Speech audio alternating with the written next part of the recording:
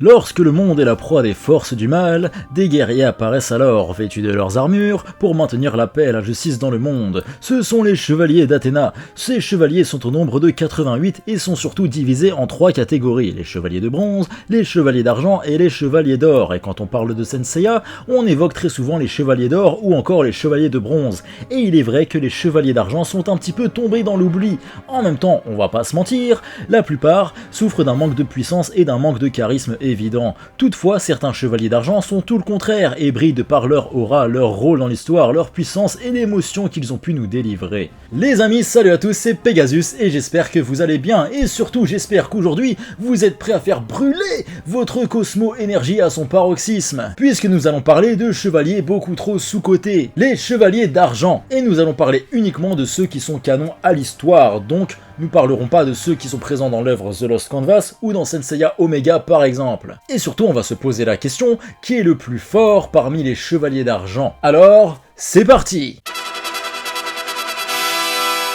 Babel du Centaure est l'un des chevaliers d'argent envoyés par le sanctuaire afin d'exécuter les chevaliers de bronze. Il fait partie du groupe, dirigé par Misty du Lézard. Grâce à une illusion créée par Mou du Bélier, il pense qu'il a tué Yoga du Cygne, alors qu'il s'agissait en réalité de son homologue le Chevalier Noir. Ne se doutant pas de la supercherie, Babel, Astérion des chiens de chasse et Moses de la baleine s'en vont laissant Misty sur place, mais ne le voyant pas revenir, Babel revient sur ses pas et constate que son acolyte a été tué par Seiya de Pégase. Ne comprenant pas, Babel est confronté à Yoga. Babel lui dira qu'il l'a intercepté lors de son évasion du mont Fuji et qu'il l'avait tué, ce à quoi Yoga va se foutre de sa gueule en disant qu'il ne peut pas imaginer que les chevaliers d'argent ne puissent pas faire la distinction entre la réalité et l'illusion. En colère, Babel manifeste un feu intense, projetant des boules de flammes qui se répandent sur tout le corps de Yoga. Il poursuit en utilisant sa technique pour engloutir Yoga dans les flammes, mais le chevalier de bronze arrive à geler son attaque sans se laisser décourager. Babel déclenche son mouvement tourbillon de flammes, engloutissant le chevalier du cygne, cependant les flammes commencent à geler encore une fois. Yoga émerge indemne et à son tour frappe de plein fouet le chevalier du centaure. Et de là, Babel se fera exploser la gueule et va mourir. Babel aura l'occasion de se frotter à nouveau à Yoga dans l'arc Hades, mais encore une fois, il va se faire éclater la testasse par Yoga, qui d'ailleurs Yoga à ce moment-là n'avait même pas son armure du cygne. Moses de la baleine fait partie des chevaliers d'argent missionnés par le grand Pop encore une fois pour tuer les chevaliers de bronze. Moses se fait rapidement vaincre au cours de l'œuvre Senseiya, toutefois il a réussi à infliger un coup presque mortel à Marine et semble avoir une très grande puissance physique. Sa technique la plus redoutable est le Kaitos Spouting Bomber, technique où Moses projette son adversaire dans les airs puis lui donne un coup de poing dans le dos ou sur le crâne lorsque ce dernier retombe. Hagra. Néanmoins, il se fera vaincre sans trop de difficultés par Seiya. Astérion des chiens de chasse, de par ses capacités hors du commun, fait partie des chevaliers d'argent les plus redoutables. Il appartient lui aussi au groupe de chevaliers d'argent missionné par le grand Pop pour vaincre les chevaliers de bronze. Astérion semble avoir une capacité d'analyse plus élevée que celle de ses partenaires, et il va tout de suite cramer que Marine s'est joué de eux en feintant de tuer Seiya, car Astérion a cette faculté de lire dans les pensées d'autrui, et peut donc prévoir à l'avance les coups de son adversaire, ce qui lui confère un large avantage lors de ses combats. Astérion, grâce à cela, réussit à mettre Seiya à mal, notamment grâce à sa technique Million Ghost Attack. Alors qu'il était sur le point de l'achever, Astérion sera interrompu par Marine. Celle-ci arrive à faire le vide dans son esprit, ce qui montre bien la grande puissance qu'elle peut avoir, et grâce à cela, Marine réussit à terrasser sans trop de difficulté Astérion. Néanmoins, elle lui laissera la vie sauve. Ah, Misty du Lézard, sûrement un des chevaliers d'argent que je préfère. Oui, il est le leader du groupe des Silver Saints missionné par le sanctuaire pour vaincre les Bronze Saints. Misty est un chevalier sûr de ses capacités et est trop confiant en ces dernières. Il ne prend pas ses adversaires au sérieux s'il pense qu'ils sont inférieurs à lui. Misty ignorait la douleur jusqu'à ce que Seiya la lui fasse ressentir. En plus de ses puissantes attaques offensives, Misty a également une très grande force défensive. En effet, il a la capacité de créer un mur d'air de protection capable de repousser n'importe quelle attaque ennemi, juste en créant des courants d'air en faisant tournoyer ses mains. Ce qui explique d'ailleurs pourquoi personne n'a jamais réussi à le blesser. Néanmoins, face à la détermination de Seiya, Misty connaîtra ses premières blessures et surtout sa première défaite qui s'avérera mortelle. Après un combat des plus sublimes, Seiya réussira à le vaincre avec le Pegasus Rolling Crash. Son excès de confiance et d'orgueil aura finalement eu raison de Misty.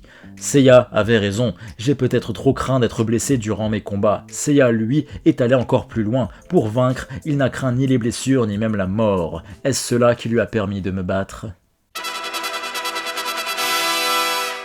Algol de Persée est un des chevaliers d'argent avec la capacité la plus redoutable, et au final personne ne peut résister à son fameux bouclier. Et surtout grâce à Algol, on a eu le droit à un des plus beaux combats de toute l'œuvre Senseiya, ce qui participe aussi au fait que ce chevalier d'argent reste encore aujourd'hui un des plus emblématiques. Algol de Persée possède, comme je vous disais, un bouclier, mais à l'effigie de Médusa, et comme cette dernière dans la mythologie, quiconque la regarde sera transformé en statue de pierre. Fermer les yeux ne suffit pas à échapper à ce maléfice. Les chevaliers de bronze se feront ainsi pétrifier un à un face à ce bouclier, et le seul encore debout est Shiryu, le chevalier du dragon. Celui-ci, malgré toute sa fougue, ne réussira pas à atteindre Algol de Persée. Le pouvoir pétrificateur du bouclier de Algol est beaucoup trop puissant, et Shiryu sait que tous les espoirs reposent uniquement sur lui. De là, il prendra une décision radicale. Il se crèvera intentionnellement les yeux pour échapper au pouvoir de Médusa. Shiryu, aveugle, réussira finalement à vaincre son adversaire après un combat dantesque. Algol inspire beaucoup de crainte suite à l'introduction réussie de son pouvoir de pétrification hors norme au sanctuaire. Ensuite, du début du combat jusqu'à la fin, une tension énorme empreinte de fatalité ne cesse d'augmenter jusqu'à un final de dingue. Et on va pas se mentir, Algol relève un petit peu le niveau des chevaliers d'argent qu'on peut voir au cours de l'arc qui leur est consacré. Ce combat est d'ailleurs tellement épique et mémorable que dans Senseiya Omega, ils ont essayé de le reproduire avec le fils de Shiryu. Albior de Céphée est le maître de Shun, son équivalent dans le manga est Daedalus. Alors, personnellement, j'ai choisi Albior plutôt que Daedalus, car on va pas se mentir, Albior est quand même beaucoup plus charismatique. Après, en termes de puissance, ça se vaut. Albior de Céphée a entraîné Shun pendant des années afin que celui-ci puisse revêtir l'armure d'Andromède. Et des années plus tard, avec le conflit entre les chevaliers de bronze Saorikido versus le sanctuaire, Albior est peu convaincu que son disciple Shun puisse être un traître. Il lui fait entièrement confiance et décide de rester neutre vis-à-vis de cette situation, ce qui va lui attirer les foudres du grand Pop. Ce dernier perçoit cette prise de position comme un acte de trahison et de rébellion, et on verra donc Milo du Scorpion ainsi que Aphrodite des Poissons sur l'île d'Andromède afin qu'ils puissent punir ceux qui sont désormais vus comme des rebelles. Milo va affronter longuement Albior qui, en dépit de son statut de chevalier d'argent, parvient à tenir tête à un chevalier d'or. Aphrodite, cachée derrière une falaise, pense que la situation risque de tourner au vinaigre pour Milo, et on verra donc furtivement une Royal Demon Rose qui va terrasser Albior. Celui-ci donc se verra affaibli par l'effet du poison et ne pourra contenir un nouvel assaut de Milo, qui va lui porter ainsi un coup fatal. Et si le grand Pop a pris la peine d'envoyer quand même 2 chevaliers d'or sur Albior, c'est qu'il sait à quel point celui-ci peut être surpuissant. Albior est extrêmement redoutable, et d'ailleurs on peut également le voir avec la manière dont il a mis Milo en difficulté. Il fallait quand même 2 chevaliers d'or pour le vaincre, ce qui montre bien que Albior n'est pas un chevalier d'argent à prendre à la légère. Shun finira cependant par se rendre en Grèce et vengera ainsi la mort de son maître en tuant Aphrodite. Shaina est une des femmes chevaliers les plus puissantes de l'œuvre. Elle entraînera Cassius afin qu'il remporte l'armure de Pégase. Depuis la défaite de son élève face à Seiya, elle voue une haine féroce envers ce dernier. Toutefois, au cours d'un combat, Seiya réussira à briser son masque et dans l'ordre de la chevalerie, existe une règle tellement poétique. Lorsqu'un homme voit le visage d'une femme chevalier, celle-ci doit soit le tuer, soit l'aimer. Et Shaina fera son choix. Elle tombera amoureuse de Seiya. Dès lors, elle n'hésitera pas à se sacrifier pour lui à de nombreuses reprises, notamment face à Aeolia ou encore face à Poséidon. Shaina a toujours été présente pour Seiya et se bat sans relâche pour préserver la paix sur Terre. C'est une vraie chevalière, badass, charismatique et surpuissante. De plus, elle a un rôle très important dans Senseiya Next Dimension, voire même dans Senseiya Omega où elle sera le sensei de Koga. Senseiya Omega n'est pas canon certes, mais bon, ça reste quand même un chef-d'œuvre, on va pas se mentir. Shaina est un des meilleurs personnages de tout Senseiya et son évolution est juste magnifique. Elle est un des personnages les plus intéressants de cette génération de mangas, et il est très rare à cette époque qu'une femme soit à ce point mise face à un dilemme moral entre son statut hiérarchique et sa condition de femme, le devoir ou ses sentiments. Respecter l'un pour montrer qu'elle est digne de son rang, sans pour autant nier la réalité de l'autre. Marine est la sensei de Seiya, celle qui lui a tout appris. Un de mes personnages féminins favoris, tout manga confondu. A noter d'ailleurs les amis qu'en 1985, quand Senseiya était sorti, c'était assez révolutionnaire de voir des personnages féminins d'une telle importance. Voir le personnage principal être entraîné par une femme, c'est pratiquement du jamais vu à cette époque. Même s'il y avait quand même Cat Size et d'autres mangas comme ça qui mettaient en avant des femmes, etc., quand même c'était assez rare en 1985. Et heureusement depuis quand même ça a bien changé. Marine a toujours été droite, elle a toujours veillé sur Seiya et tout fait pour protéger Athéna. Elle se battra sans relâche tout au long de l'œuvre et vaincra de nombreux adversaires sans trop de difficultés. De plus, elle joue un rôle décisif dans la bataille des 12 maisons puisqu'elle se sacrifiera pour sauver Seiya lorsque celui-ci était empoisonné par les roses de Aphrodite. Pendant un long moment, on pensera qu'elle est la sœur de Seiya, jusqu'à ce que, comme un symbole, ce soit elle qui retrouve Seika à la fin de l'œuvre. Marine est elle aussi à la recherche de son frère disparu, qui au final est un ange du nom de Thomas. Marine voue, au début en tout cas, une rivalité avec Shaina, et dans l'artbook Cosmos spécial, quelques combats sont évoqués avec des pronostics du vieux maître, où celui-ci évoque que Marine est plus puissante que Shaina. C'est également pour cela qu'elle se situe plus haut dans le classement. Suikyo, chevalier d'argent de la coupe, apparaît dans le manga Senseiya Next Dimension. Il était un des meilleurs amis de Doko et Shion, et sera même pris en exemple par ces deux-là. Il est le maître de Tenma. Il a pris sous son aile Tenma et Elone, et était comme une figure paternelle pour eux. Il a d'ailleurs laissé son armure de la coupe à Tenma. Mais pourquoi donc? Tout simplement parce que Suikyo a faim de pactiser avec Hadès, car avant sa rencontre avec Tenma et Elone, Suikyo avait pour seule famille son jeune frère nommé Suisho.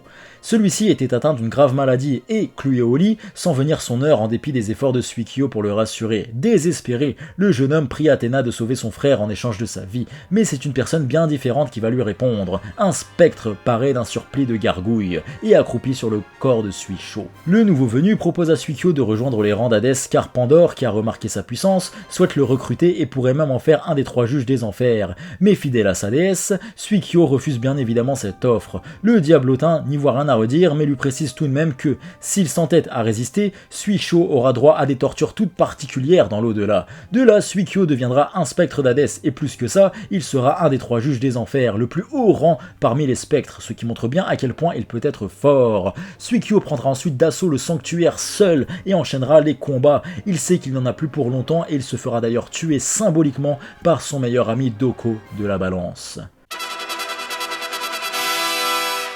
Orphée de la Lyre était un des plus puissants chevaliers du sanctuaire, bien que chevalier d'argent, sa puissance s'apparente à celle d'un chevalier d'or. Mais un jour, celui-ci disparut du sanctuaire sans laisser de traces. Beaucoup pensaient qu'il était mort, mais la réalité est tout autre. Sur Terre, il a connu une profonde et magnifique histoire d'amour avec une jeune femme, Eurydice. Malheureusement, un cruel destin a séparé les deux amants. Eurydice fut mordue au pied par un serpent et trouvera la mort. Et par amour pour elle, Orphée décidera donc d'aller dans le Meikai. Il est allé donc formuler une demande auprès de Hadès. Orphée était prêt à mourir pour que l'âme de sa fiancée puisse revenir sur Terre. Puis, la triste et belle mélodie jouée par Orphée avec sa lyre a ému Hadès, qui acceptera de lui rendre sa bien-aimée à condition que sur le trajet des enfers jusqu'à la surface, Orphée ne se retourne jamais, sinon son souhait ne sera jamais exaucé. Néanmoins, à cause de Pharaon, un spectre d'Hadès, Orphée s'est retourné. Eurydice a subi un maléfice la bloquant dans le Meikai, et par amour pour elle, Orphée a décidé de rester là-bas et a continué de jouer de la musique pour sa bien-aimée, mais aussi pour Hadès envers qui il a une dette. Néanmoins, face à Shun et Seiya, et en apprenant que Pharaon lui a mis à l'envers, Orphée retrouvera sa fougue de chevalier d'Athéna et essaiera de tuer Hadès. Néanmoins, il se fera vaincre par Rhadamante, un des 3 juges des enfers. Enfin voilà les amis, c'était tout pour ce top 10 des meilleurs chevaliers d'argent dans Senseiya. N'hésitez pas à me dire en commentaire ce que vous en pensez et si vous êtes plus ou moins en accord avec mon classement. Et surtout partagez-moi en commentaire, ça m'intéresse beaucoup de savoir quel est votre chevalier d'argent favori parmi ces 10 chevaliers que j'ai cités. Personnellement, mon chevalier d'argent favori est Marine, bien évidemment, bien que j'aime beaucoup Orphée et Misty aussi. Bref, partagez-moi tout ça en commentaire les amis, ce serait un plaisir pour moi de vous lire comme à chaque fois. En tout cas, merci beaucoup d'avoir regardé cette vidéo. Quant Quant à nous, on se retrouve très vite sur la chaîne, comme d'habitude, pour plein d'autres vidéos manga, animés, etc. Et plein de vidéos sur Saint Seiya qui vont continuer et continuer encore et encore d'arriver parce que c'est ma licence favorite, vous le savez. Bref, vous l'avez compris, on se retrouve très vite. D'ici là, surtout, prenez soin de vous les amis, je vous embrasse, à bientôt. Salut!